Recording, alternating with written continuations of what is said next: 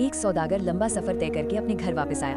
घर पहुंचते ही उसकी बीवी ने उससे एक अजीब सी बात कही। उसने कहा, हमारे स्नान घर के पास जो पेड़ है उसे कटवा दो। जब मैं नहाने जाती हूँ तो उस पेड़ पर बैठे परिंदे मुझे देख लेते हैं और मुझे शर्म महसूस होती है। बीवी की ये बात सुनकर सौदागर बहुत प्रभावित हुआ। उसने एक पल भी सोचे बिना कुल्हाड़ी उठाई और वो पेड़ कटवा दिया। कुछ दिनों बाद वो दोबारा कारोबार के सिलसिले में बाहर चला गया। कई महीनों के बाद जब वो घर लौटा तो उसने जो मंजर देखा उसने उसके दिल को तोड़ दिया। उसकी बीवी एक गैर मर्द के साथ थी। ये देखकर सौदागर अंदर से टूट गया। उसने बिना कुछ कहे अपना घर छोड़ दिया और बगदाद की ओर निकल पड़ा। बगदाद पहुंचकर उसने वहां के एक बड़े और असरदार कोतवाल के यहाँ काम और तिजारत शुरू कर दी।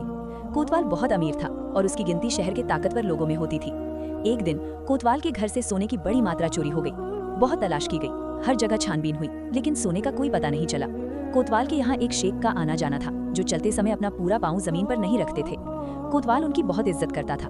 एक दिन सौदागर ने किसी से पूछा, ये शेख पूरा पाँव जमीन पर क्यों नहीं रखते?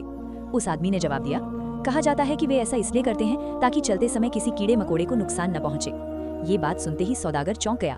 वो फौरन कोतवाल के पास गया और बोला, अगर जान की अमान हो तो एक बात अर्ज करूं, आपका चोरी हुआ सोना इसी शेख के पास है।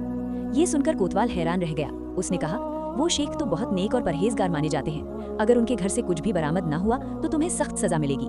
सौदागर ने पूरे यकीन से कहा, मुझे मंजूर है। कोतवाल ने अपने आदमियों को शेख के घर तलाशी लेने भेजा। जब तलाशी हुई तो सभी दंग रह गए। चोरी किया हुआ सोना वाकई शेख के घर से मिल गया। कोतवाल ने हैरानी से सौदागर से पूछा, हमें कभी गुमान भी नहीं था कि ये शेख ऐसा कर सकता है, तुम्हें कैसे यकीन हुआ?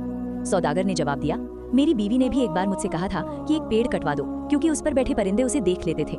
लेकिन उस वाकया ने मुझे ये सिखाया कि जो लोग जरूरत से ज्यादा नेक बनने की कोशिश करते हैं अक्सर वही लोग अंदर से वैसे नहीं होते। जब मैंने इस शेख को जरूरत से ज्यादा परहेजगारी दिखाते देखा तो मुझे समझ आ गया कि सच्ची नेकी दिखावे से नहीं होती